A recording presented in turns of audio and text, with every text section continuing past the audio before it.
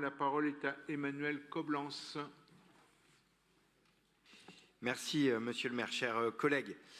Oui, j'ai souhaité pouvoir intervenir sur cette délibération qui concerne nos cités éducatives et je vous dirai un mot évidemment plus particulièrement sur celle du 13e arrondissement qui est préfigurée. Vous le savez, la ville est très engagée depuis plusieurs années maintenant pour encourager et accompagner les projets qui permettent de lutter contre les inégalités en matière de réussite éducative.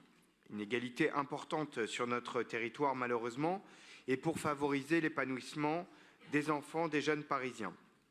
Dans ce contexte, nous sommes mobilisés depuis 2019 aux côtés de l'État, aux côtés de l'Académie de Paris pour la mise en œuvre de cités éducatives. Ce label Cité éducative, il vise à favoriser les liens entre les différents acteurs de l'éducation, pas seulement les établissements scolaires, mais toutes les autres institutions et les acteurs qui gravitent autour, ces acteurs qui concourent à la réussite éducative en garantissant une continuité entre les différents temps de l'enfant. Donc l'objectif de ces cités, c'est bien de travailler sur l'articulation des dispositifs existants, de consolider les collaborations locales, de solidifier les passerelles.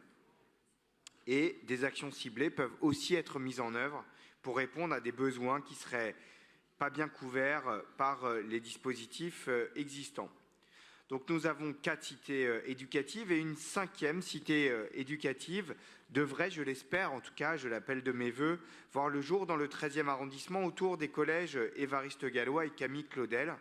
Le dossier de demande de labellisation a été déposé le 31 janvier 2025.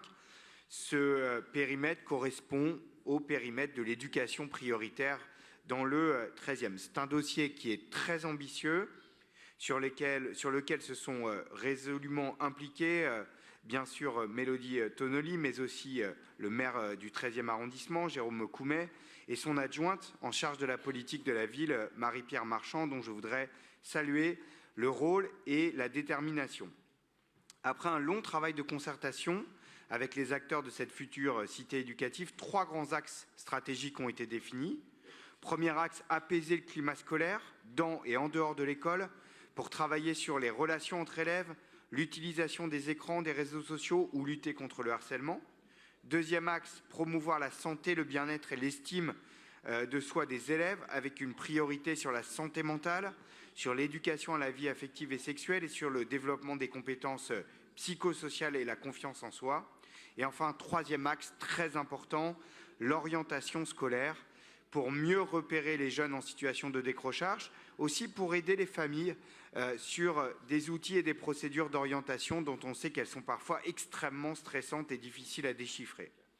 Voilà, ces dispositifs viennent compléter tout ce qui existe déjà dans le cadre de l'éducation prioritaire. Et donc notre délibération vise à autoriser la signature du renouvellement des conventions pour les 4 cités éducatives existantes et autoriser la signature d'une convention pour la future cité éducative du 13e, sous réserve bien sûr de l'octroi du label. Je vous remercie. Merci beaucoup Emmanuel Coblence.